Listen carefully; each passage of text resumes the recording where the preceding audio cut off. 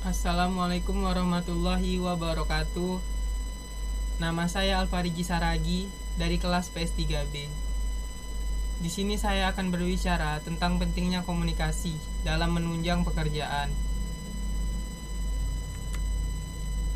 Yang pertama-tama kita akan membahas tentang latar belakangnya dulu. Komunikasi merupakan aktivitas dasar manusia yang tidak pernah lepas dari kehidupan sehari-hari, terutama dalam hal kehidupan yang digunakan untuk menyamakan persepsi antar manusia.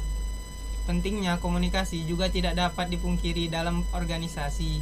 Dengan komunikasi, organisasi dapat berjalan dengan baik.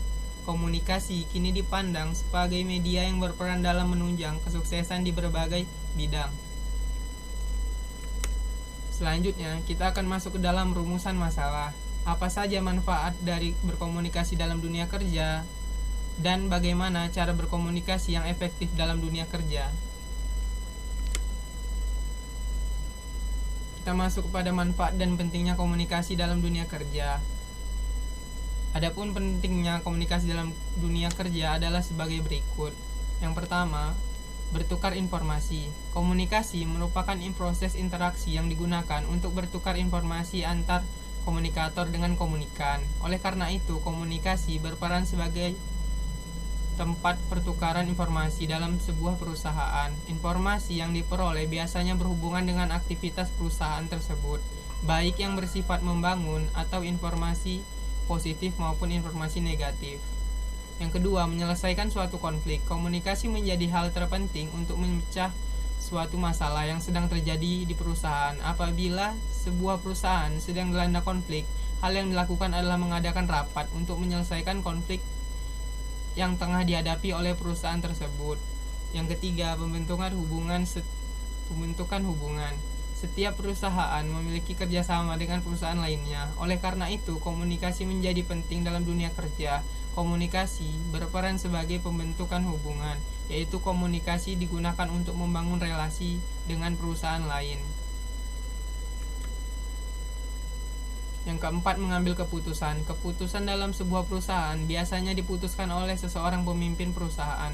Keputusan-keputusan yang diambil oleh pemimpin biasanya dikomunikasikan terlebih dahulu melalui rapat yang dihadiri oleh para petinggi perusahaan beserta karyawannya. Dalam hal ini, komunikasi sangat dibutuhkan sebagai bahan pertimbangan yang berupa tanggapan dari peserta rapat atas keputusan-keputusan yang akan diambil. Yang kelima, memahami karakter seseorang. Komunikasi dapat menjadi unsur penting dalam sebuah perusahaan. Komunikasi digunakan untuk memahami karakter seseorang. Dengan memahami karakter seseorang, maka kita dapat dengan mudah berkomunikasi secara efektif dan menghindari kesalahpahaman di tempat kerja.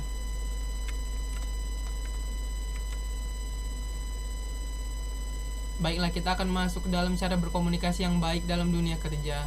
Yang pertama, selalu siap sedia. Salah satu cara termudah untuk memiliki komunikasi yang baik di tempat kerja adalah selalu siap sedia.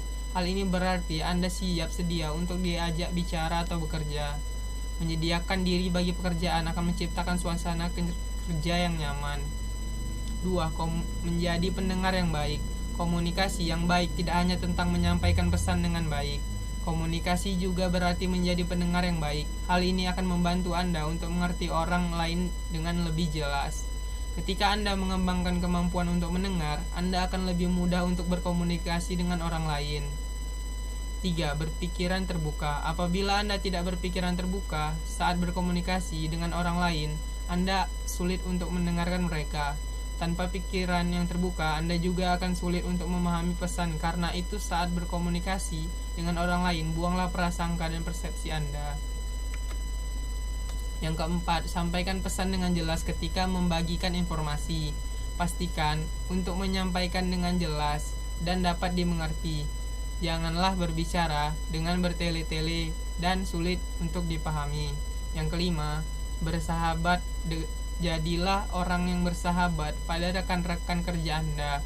Milikilah perilaku yang positif dan peduli kepada orang lain. Ini merupakan salah satu cara untuk membangun komunikasi yang baik secara natural.